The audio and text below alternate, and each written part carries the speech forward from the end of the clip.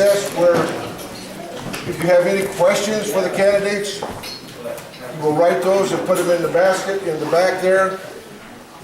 Please phrase the candidate questions so that all can respond.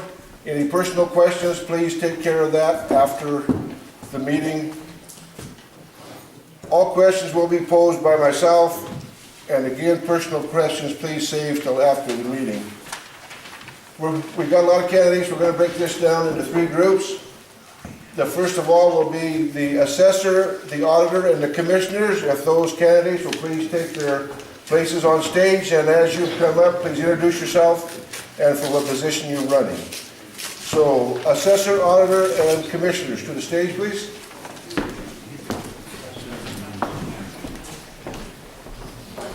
Better try this one. That was good. I was just gonna hop up.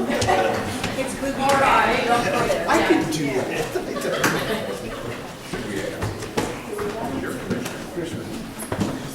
Yes. My name is Mike Richards, running for Bickleton County Commissioner, District 2. Yes. Dave Sauter, Bickleton County Commissioner, and I'm running for re-election. Darlene Johnson, I'm the Bickleton County Assessor, and I'm running for re-election.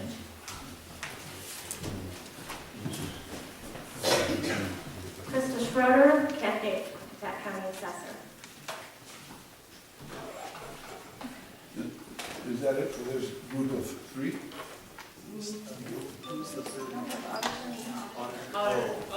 Yeah. Auditor and clerks are both at the conference in Spokane, so no one will be here tonight. That would be Brenda Sorensen and Renee Campbell, who will not be attending. I could have read that here when Brenda wrote that. I was checking her memory, and boy, did she do good. She did good. Okay, we'll start out with the Darlene Johnson. Please. Well, I'm, 5 minutes. okay. The time I'll hold it up at like 1 minute? 1 minute, 30 seconds. Okay. You're on. Okay, first off, I'd like to thank you all for coming. It's really an honor to be here and speak with you, and I have a great respect for you for coming and listening to the candidates to hear what we have to say. So, my name is Darlene Johnson, and I'm currently your Bickleton County Assessor. 4 years ago, I ran for this office, and I was what I like to call the angry taxpayer. I did not like what was going on in the office. I felt the standards were very poor. I didn't like the customer service that was coming out of that office. And so I decided that I wasn't just going to be a citizen that sat around and complained about my government. I was going to actually step up and try and make an improvement. And I'm really, really proud to say that I have. I have some information here. When I ran, one of the things I ran on were the IAAO standards that the Bickleton County Assessor's Office was not meeting. They were failing to meet like 3 out of the 4 main standards. When it came to measuring the appraisal performance, we had some of the worst scores in the entire state.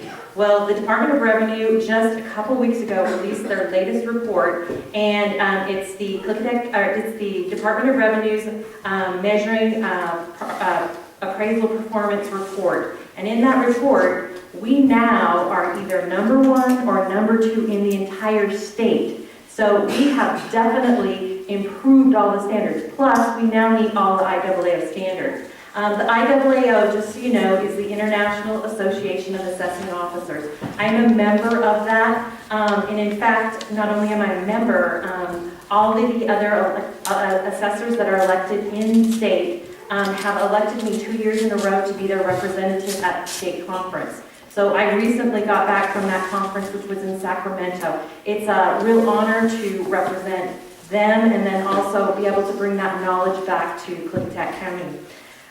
Some of the other things that I've done that I'm very, very proud of is I have put together and I was involved in creating an open space advisory board. Prior to my coming into office, I had no idea how the assessor came up with values for farmers. There was no input, there was no way for the farmers to communicate with the assessor. I now have a great board. We meet a couple times a year, and they provide me the information that I need to know to make sure that you're being valued properly. They'll tell me about fuel rates, the cost of fertilizer, fuel costs, all of these things that before nobody was telling the assessor and the assessor wasn't listening. So I'm really proud of the fact that I now have a great conduit, and I work with my farmers to make sure that they're assessed appropriately. I've also instituted a very heavy senior citizens exemption, public relations. We have sent representatives to the AARP free tax sessions, and we actually will have one of our clerks right there so that as seniors that are low-income seniors, in case you know of any seniors that make less than $35,000 a year, that own their own property, they may be eligible for an exemption on their taxes. So we want the seniors to know about that. So we send a representative there, and we can actually fill out their applications for the exemption right there as they fill out their taxes. And we've advertised in the Sentinel, the Quick Tech Tabler. We've really worked hard to try and get those, and it's actually been effective because we have more senior exemptions now than we had when I came into office. I've really enjoyed being the assessor. One of the things that I've done as I've been the assessor is I've taken a lot of classes to try and improve myself to be the assessor. I have over 20 appraisal classes specifically. I've taken over 12 assessment classes, which would relate to doing levies, different types of things that are involved in the assessor's office. That's something that my opponent doesn't have that depth of background that I have. I worked very hard to make sure that you're well represented. I worked on improving the customer satisfaction in our office. We have a Survey Monkey, which is a way for people to evaluate how well our office is doing. And we now have incredibly high scores. Before the scores were very low, and now they're very high. So thank you very much.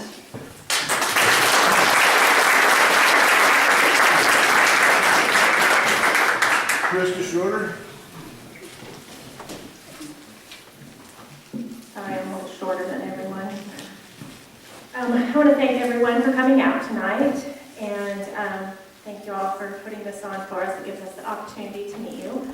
I also encourage everyone to meet your candidates outside of the candidates night when you can talk with them one-on-one and really get a more in-depth feeling of who they are and what they believe in. Some of you may remember years ago, the last one was in 1996, my dad and I and several family members used to ride our horses from Goldendale over the hills to the Pioneer Picnic. We did that quite often, and we just loved coming to the picnic. So this is a really great community, and we appreciate that being held every year. My dad used to come when we used to park the cars in a circle, and they'd do the broncs around in the circle of that. My history with the county is in 2002, I was hired in the assessor's office, and I spent 5.5 years there studying and reading the RCWs, as well as working with experienced, knowledgeable coworkers. I learned the institutional knowledge of the office, which you cannot get just by classes and trainings alone. I also did take several classes with the Department of Revenue, as well as the DNR for forest stewardship and current use and those kinds of things. My husband told me when I first went to work for a government office was to make sure that I treat everybody the same, and I've done that in the last 12.5 years.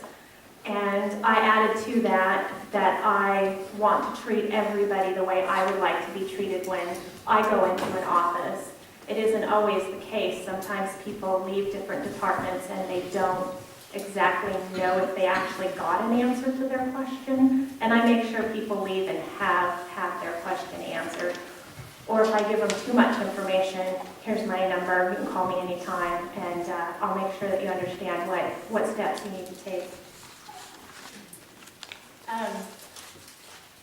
I've spent the last 12.5 years working for you, for whatever project you have. whether it was, current use or plating or boundary line adjustments or zonings or, sometimes people will call up and just say, I just want my daughter to be able to, live on the land. And I've worked with you to accomplish that in the least amount of time and least amount of money and the least amount of frustration for the people. When I work in an office, I am like a sponge. I just soak up everything around me, everything everybody's saying. And my first 3 years in the planning department, I was able to be moved up to an associate planner right away because how much I had learned in that short amount of time. And during that, the last 7 years in the planning department, to final project, so from beginning to end, I have to work with 5 to 20 different entities. So originally the landowner, their surveyors, their realtors, the public works department, the health department, taxing districts like for fire districts, water districts, and title companies, realtors, sometimes it's law firms. And I think this really gives me a well-rounded ability to work with just about anybody. I have a contact in just about all the offices, and I'm able to work with them. So you won't have any problems with me being able to work with all the different departments and the people and the taxing districts and everything. Thank you. I'm a fourth generation Klickitat County resident, and I've been married for 27 years to my husband Brian, and he's also a fourth generation or more. We have a business here in Klickitat County that is dependent upon the citizens, so my roots are vested in the county and they're vested with you. And please talk to your neighbors, anybody that's ever dealt with me. I will work with you. So if you would please vote for me, I would really appreciate it. Thank you.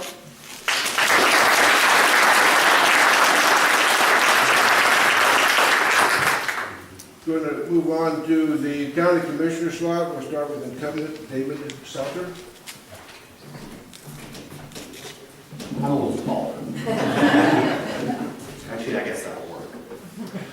First off, thank you for the opportunity to speak to you folks out here in Bickleton.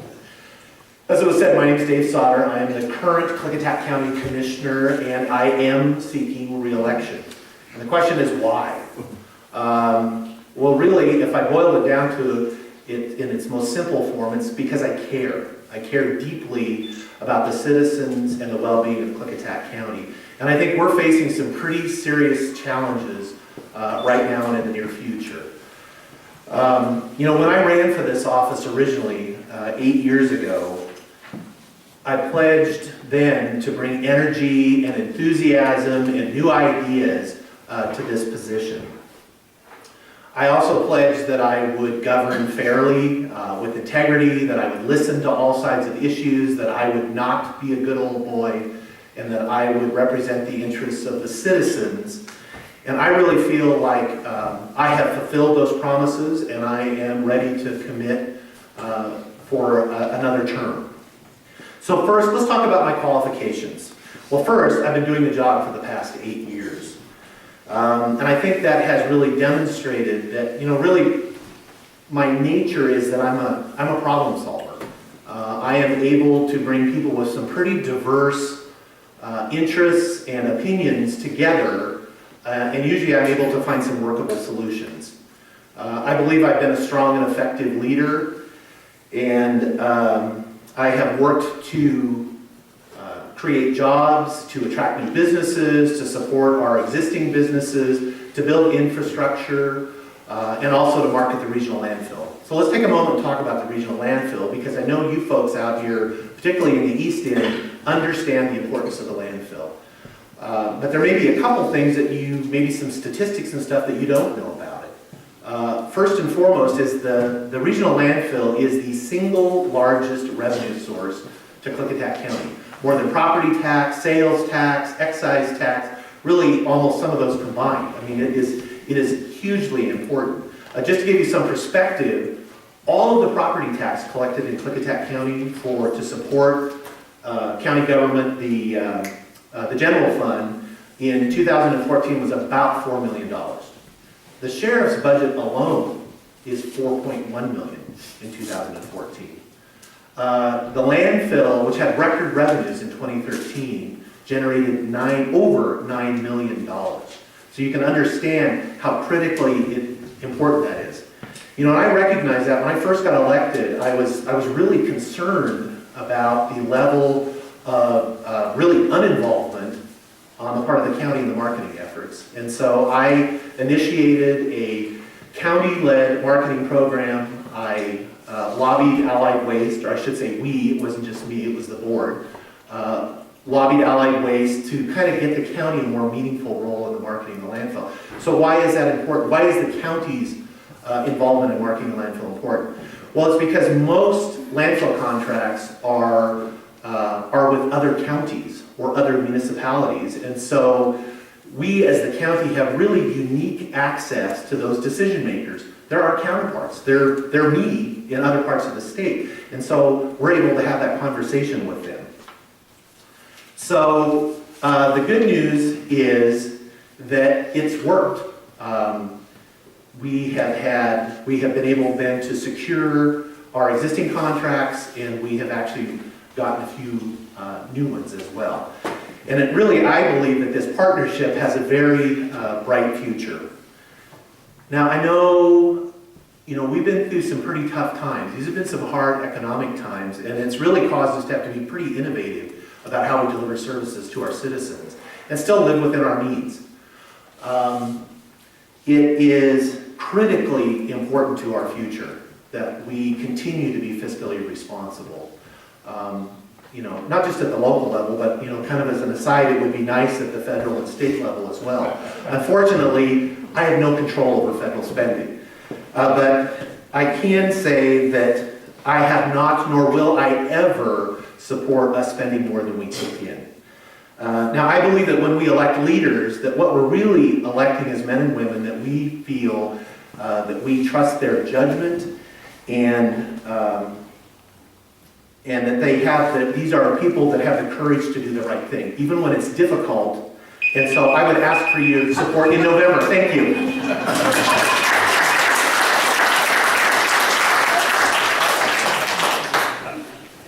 Nice wrap up. Yeah.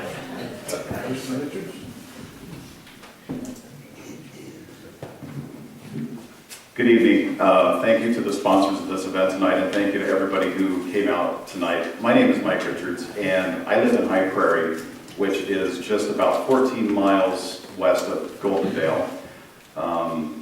And I am a first-generation Klickitat resident, which makes my daughters second-generation Klickitat resident. We moved here about 8 years ago. We purchased property almost exactly 10 years ago and moved to Klickitat for the rural lifestyle. We wanted to raise our daughters in an environment closer to what I grew up in, which I have to say was Clark County, Washington. At the time, it was very rural.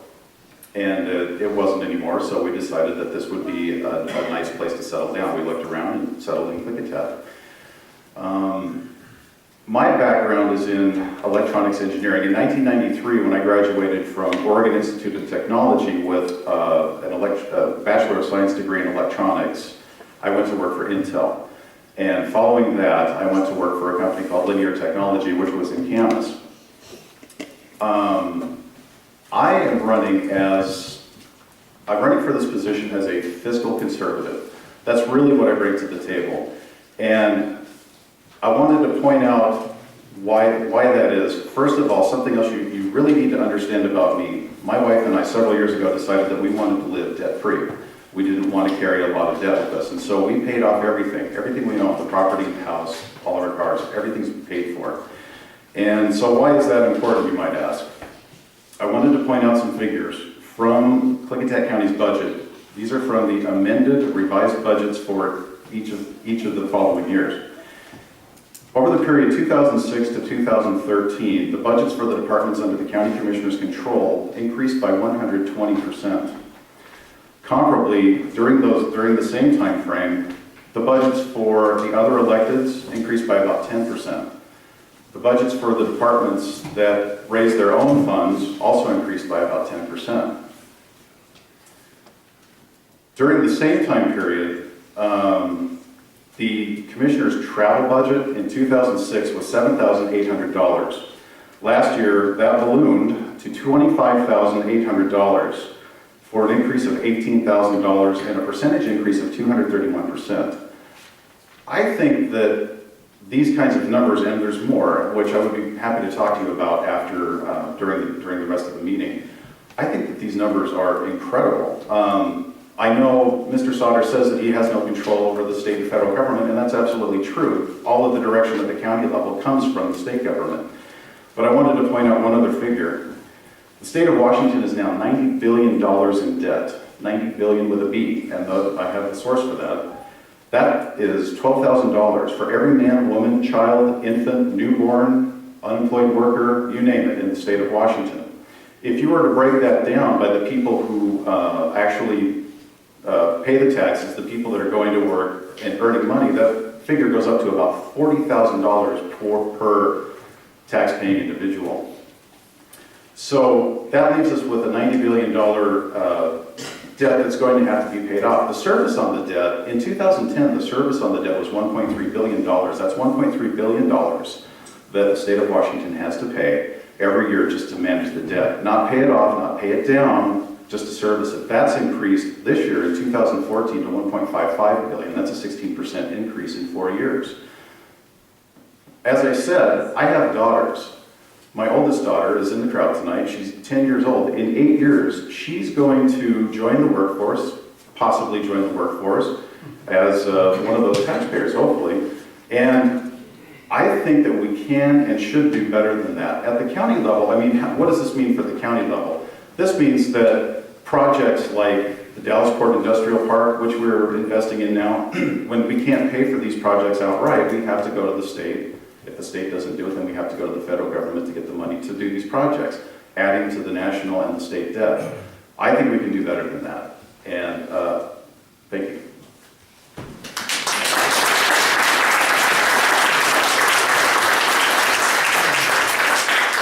Okay, you guys will come on down, we'll get the next group up here. Greg Gallagher, are you here? I'll have you go up with the next group. Okay.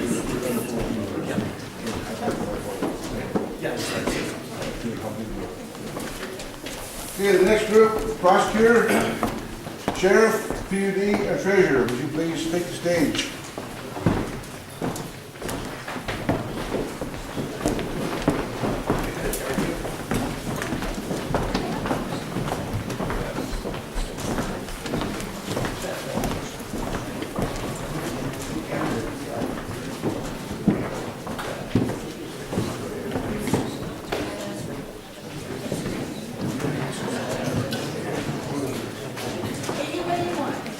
Start with Greg, work across the line on the best.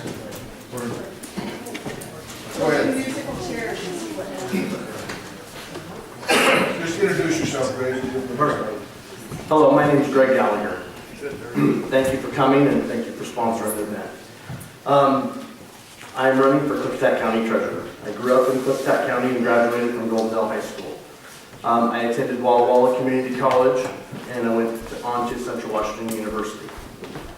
I have a degree in finance and I spent 10 years in the telecom industry in Portland, working at various places. Integra Telecom was one of the places I worked at.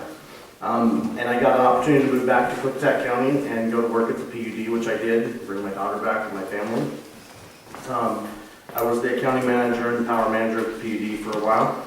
And then I went to Odell to manage a manufacturing facility. I'm married. I have 3 active kids who are involved in a variety of 4-H activities and sports. Returning to Goldendale with kids has provided me a deeper appreciation for Clickatack County and the great things that it has to offer. I enjoy the outdoors and the things that Clickatack County has, the outdoor activity. I'm running for treasurer because I would like to put my knowledge and background to work for my community. As I previously stated, I've had several positions in the public and private sector. While working at the PED, I was involved in several projects across the county, allowing me to realize that there are many opportunities and challenges for our county, and we must look for positive solutions. I possess a skill set that will allow me to work with other departments, gain a quick understanding of the office flow, and ask questions of staff to lead them to become the best we can be. I have a high expectation of myself and my team that will work for me. When elected, I will work collectively with other departments, elected officials, and the commissioners to find positive solutions. I appreciate your time, and I look for your support. Thank you very much.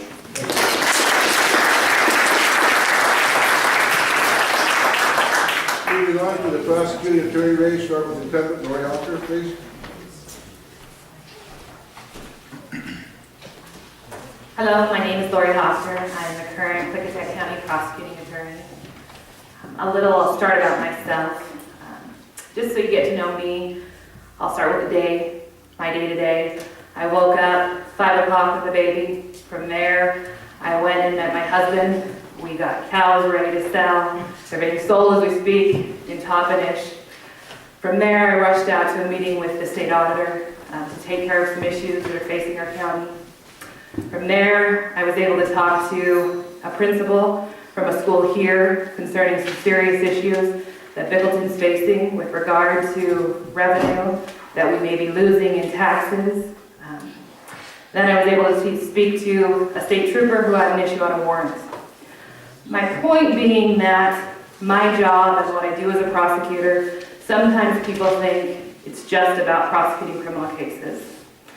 My office, I'm the lead civil counsel for the county. I'm the coroner for the county. I'm also the prosecutor for the county, and I'm a manager for a business. I run office staff, attorneys, everything that those attorneys do, I'm responsible for. It's my bar card. We roundtable, we meet, we discuss all cases, all charging decisions, all policy is set by me. About 3.5 years ago, I guess I stood up here before you and I said, vote for me. And people said, why are we going to vote for Lori Hofter? Who is she and what can she do?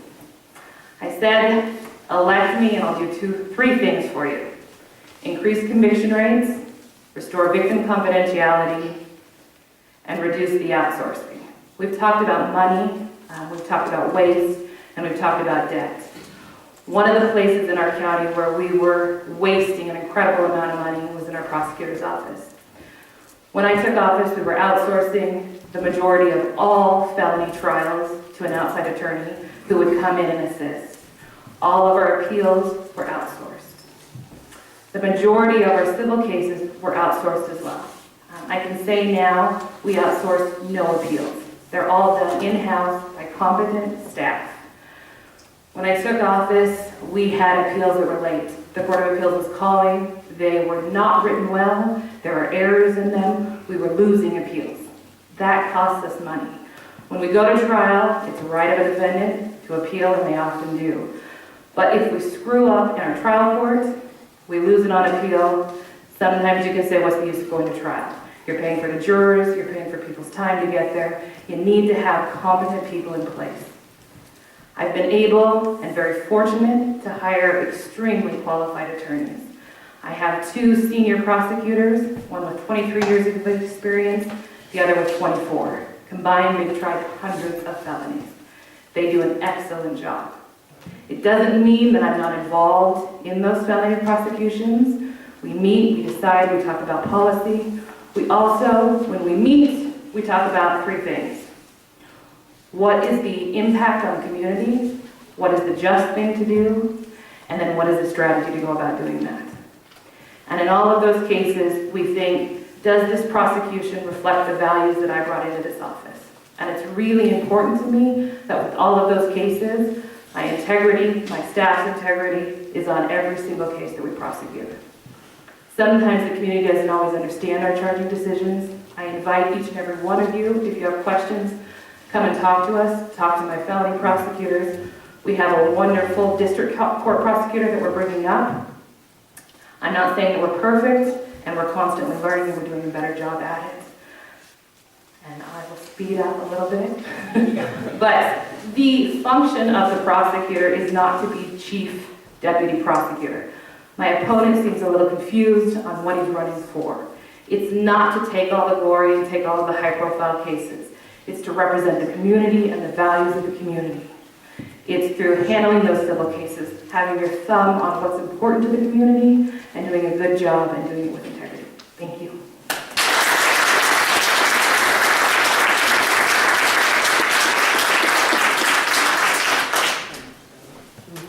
Hi there, my name's David Cannell. It's Quesnel.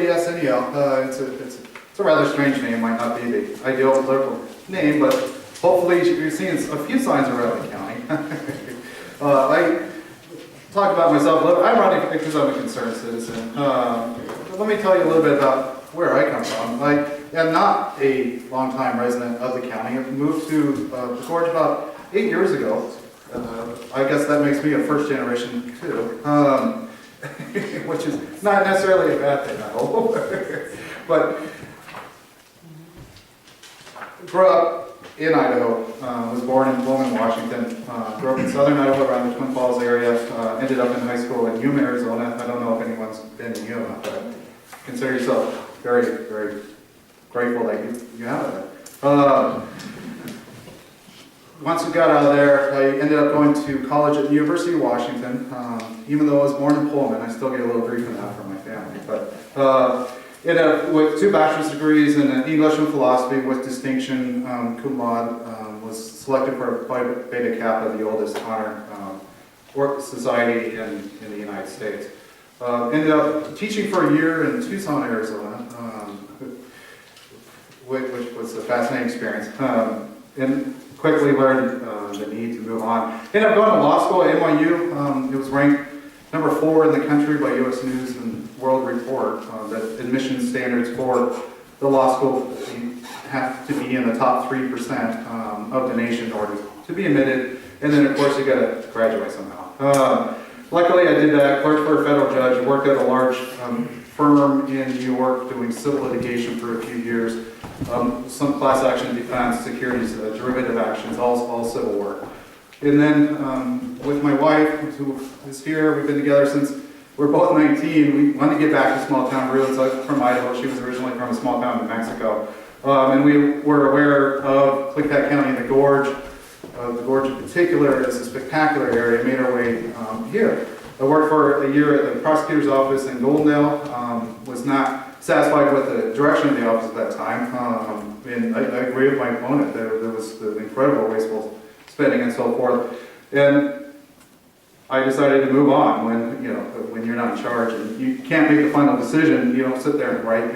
You move on and make a determination of what's best for you. And I was setting up my own law firm. I worked in Goldendale. I worked out of another attorney's office for a while, but then he got elected judge and had to find a new office and ended up in Lyle, which where the Klickitat River and the Columbia River meet. It's just a spectacular place to spend the day.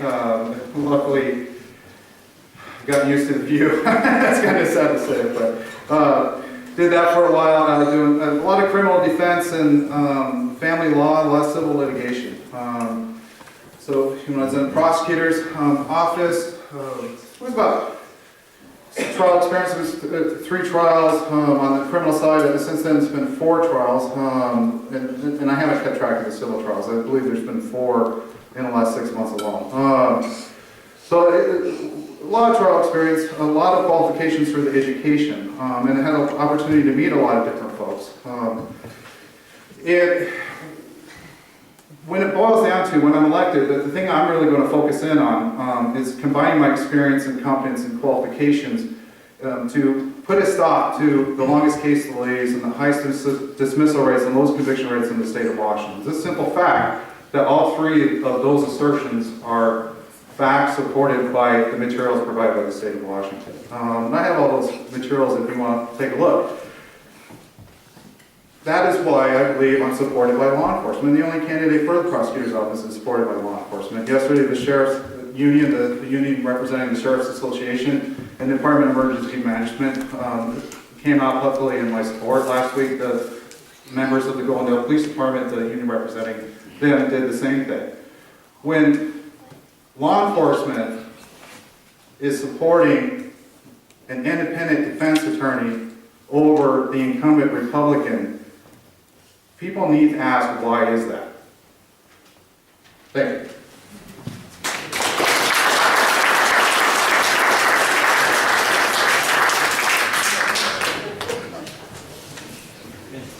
We're going to move on to the sheriff race. There is no incumbent in this race, so we're going to start by age. I'm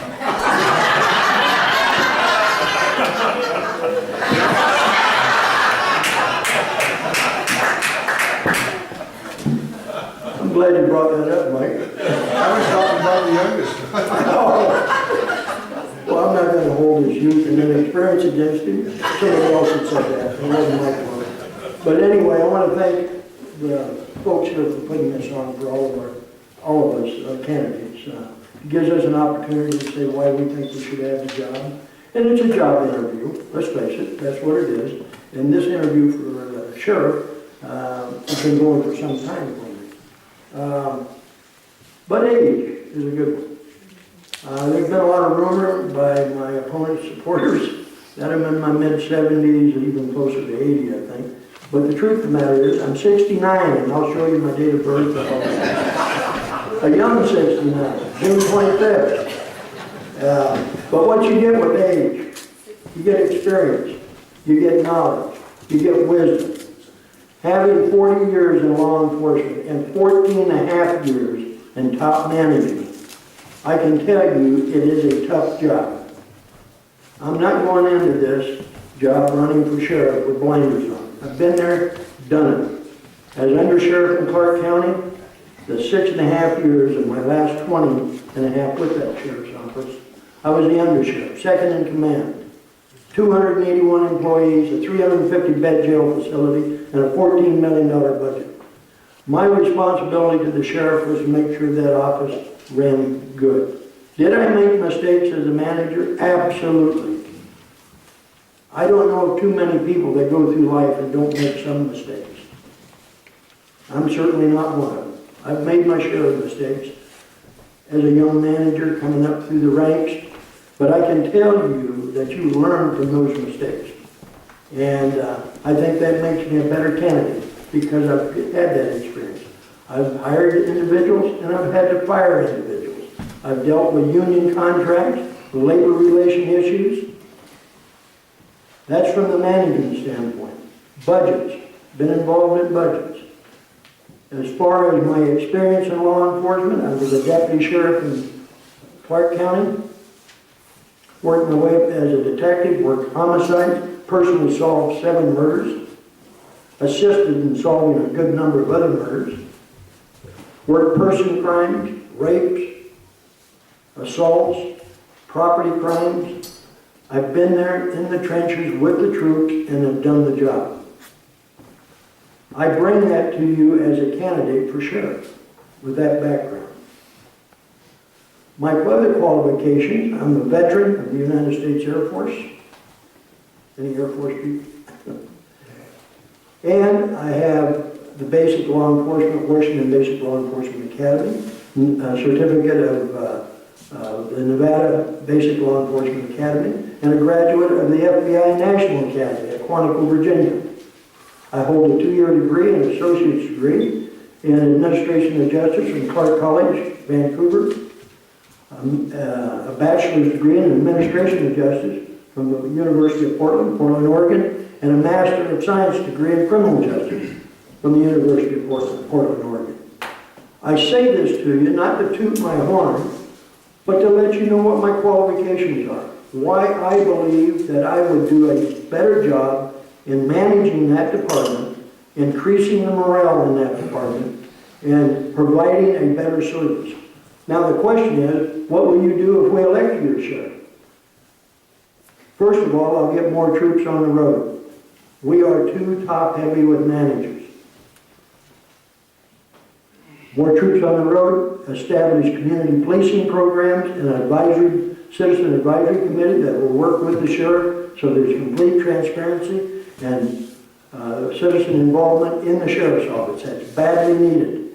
And with that, I know my time's running out, And I appreciate it again. Thank you for allowing me to be here.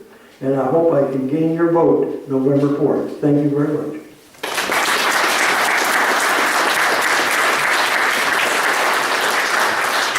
Mr. Boardman? Good evening.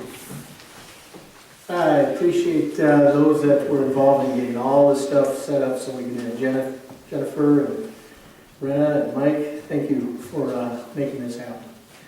I also appreciate you all coming out and giving me a chance to share a little bit about myself and my candidacy for sheriff. I'm a native of Washington, born and raised in the Puget Sound. My wife and I, Marcia, the platinum deer in the middle, we've been married for 32 years. Significant accomplishment in law enforcement. I got 5 children, 7 grandchildren, and I've been a resident of Bickleton County for 19 years now. To law enforcement, I've served 28 years with the Washington State Patrol on both sides of the Cascades. I have been on the SWAT team. I've been a drug recognition expert. I've been a collision reconstructionist, and I've received a number of awards throughout my career with the State Patrol for those activities. Furthermore, I have received commendations from judges, from prosecutors, from state attorney generals, deputy attorney general. And these have all been letters of commendation for outstanding performance in service. I have a degree in criminal justice. I'm a nationally accredited reconstructionist. I've been credited as an expert witness and testified in a number of courts throughout Washington State. I've got 3,400 hours in cumulative law enforcement training alone. Now, that doesn't include the additional training I received in management and executive leadership just this past year. So all of my credentials and my training is up to date. It's current. My goal today is to be brief and yet to inform you all of what my staff and I have accomplished since I took over as Undersheriff last July.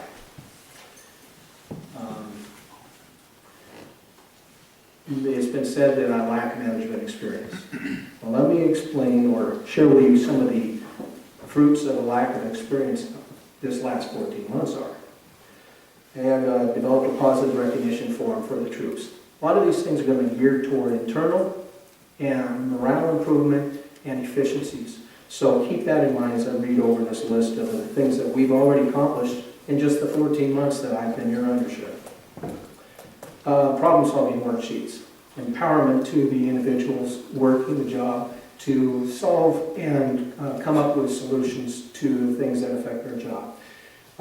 Web-based policy manual, schedule accreditation audit, change the work shifts to give more rest periods for my deputies in between, and gave authority back to the sergeants that supervise them so they have more flexibility, given days off on shorter notice, that kind of shifting things around just to make it more pliable there. Significant case log, I came up with that, we published that, we use that as a communication tool amongst the rank and file, and it also acts as a transparency tool to the public. Daily training bulletins that have been instituted, increased the training budget, Marine Patrol program, we saved that. It was done through some creative scheduling to get people out there when there's boaters on the water and when the weather's conducive to it. And the result of that is they got the increased inspections. Well, what does that mean to you? It means we saved the program and the ability to do rescues and help people out in crisis. So my training in successful management and innovation is current. My opponent's is relying on experience from 20 years ago. He's looking at 25 years ago, if you look back to his management and supervision experience when he was with Clark County. So now he says management is management, but a lot has changed since 1990. The workforce has changed, the technologies have changed, the union rights and expectations have changed, and the state and federal regulations, of course. I have much more to say. I'm out of time. I appreciate you giving me an opportunity here, and I'm going to be around here as long as anybody has any questions about my candidacy. And we'll go into the priorities that I have. Thank you.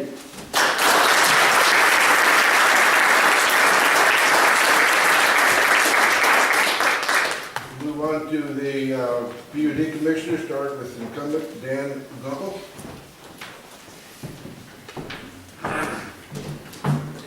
Thank you for the opportunity for this job interview. My name is Dan Bickleton, and I am your current PUD Commissioner for District 3.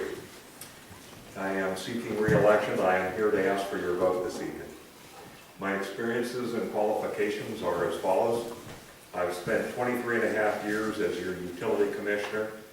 In addition to that, I have 20 years experience on the Energy Northwest Executive Board, during which I spent 8 years of that time period as the chairman of the Nuclear Oversight and Safety Committee. In addition to that, I have several courses for ongoing education for board member roles and responsibilities. Back in the significant economic downturn of the country, which was in the time period of 2010, KPUD experienced some bumps on the road from a financial perspective. The board took significant actions. We instituted sweeping restructuring by reducing our budgets. We actually cut some staff. As a result of those actions and improved financial policies, I'm pleased to tell you that your current rating from the rating agencies is that of an A-rated utility. Back in the day, Klickitat PUD was a B-rated utility. The difference that's important to you is the A rating saves you money on your interest rates. Your rates today are substantially less than they would have been otherwise, given the infrastructure projects that we have built over the years.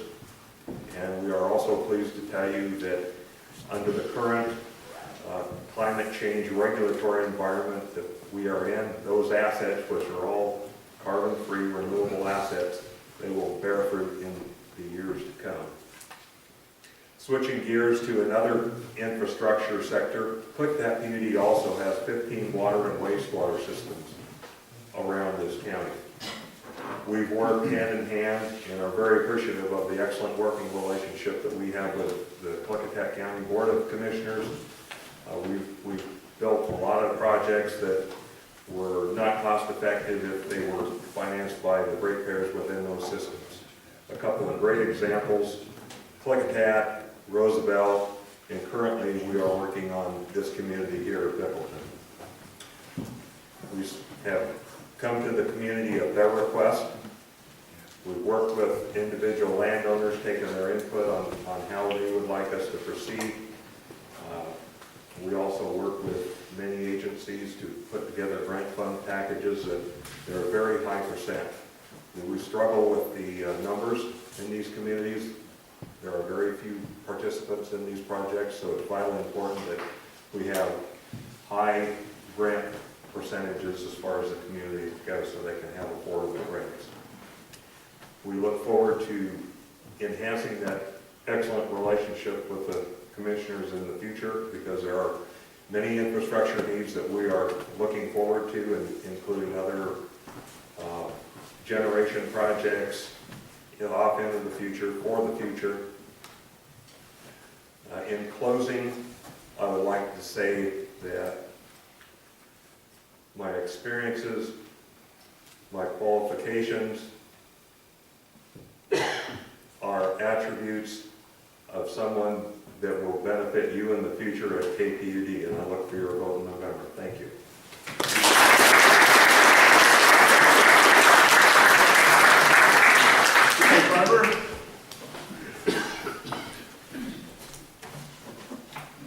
Hi, I'm Sherry Carver, and I'm running for the same position, PUD Commissioner number 3. I want to thank the Bickleton community for hosting this night. This is wonderful. And I also have to say, I'm really getting to where I enjoy it over here. I spent my birthday over here for the Cleveland Rodeo, and tonight is my husband's birthday, and we're back, and so this place is very special to us at this time. Gotta ask the question, why am I running for election? I feel that I can make a difference. My experience has taught me that I'm a good team leader, and I can separate the wheat from the chaff. Why do I have that saying? My mother grew up in a wheat farm in New Mexico. My dad always wondered how I found this place. He didn't know another place existed like it did in New Mexico, and they raised the same crops. But my knowledge of accounting, business marketing, and especially my hands-on general contracting will guide me well. I'm guided by what is right for our community, and I feel committed in making decisions that are based on knowledge, honesty, and integrity. So what are my qualifications for this position? My most valuable education includes accounting. I had to take various engineering classes while I was building, and computer technology, and that scares a lot of us. I co-founded our parent-teacher organization. I represented Klickitat County on the Fort Vancouver Library Foundation. I currently serve on the City of Goldendale Planning Commission. I also serve on their Board of Adjustments and their Citizens Review Board. I also volunteer in many of our community events, so I'm always out there. I'm available. I'm somebody that you can reach out to and talk to me about our community, this community that I've grown to love. I also, I'm still building. I gave up my general contracting license and went into consulting, and for the last 4 years, I've been building in Goldendale, rehabbing the west area of Goldendale that has had much needed attention. I've also got other builders to start investing in that area, so I'm very proud of us putting some money back into Goldendale's infrastructure. I also manage our rental business, and that can be fun sometimes, and manage our clinic that we've had for over 40 years. And that's Dr. Carver. He has the Goldendale Chiropractic and Natural Medicine, so we also have a naturopathic and massage therapy. So why am I the best candidate for this job? I'm well-versed. I'm becoming well-versed in renewable resources. I spent the last 10 months attending meetings. I've read all of the back minutes going back 4 years to acquaint myself with what is currently happening with your PUD. There's a lot to understand. And I feel that my residential business experience, my accounting experience in running a small business, all of these have made me a skilled professional that I know that you're going to need to represent as your PUD commissioner. So I've always shown that fiscal responsibility. And the one thing that I've been asking for with PUD is transparency. And I have noticed in the last 3 or 4 board meetings that they're starting to discuss transparency. They're starting to discuss that the changes that they're making are things that they are starting to incorporate, include transparency in their minutes. So that's helping. And my other objective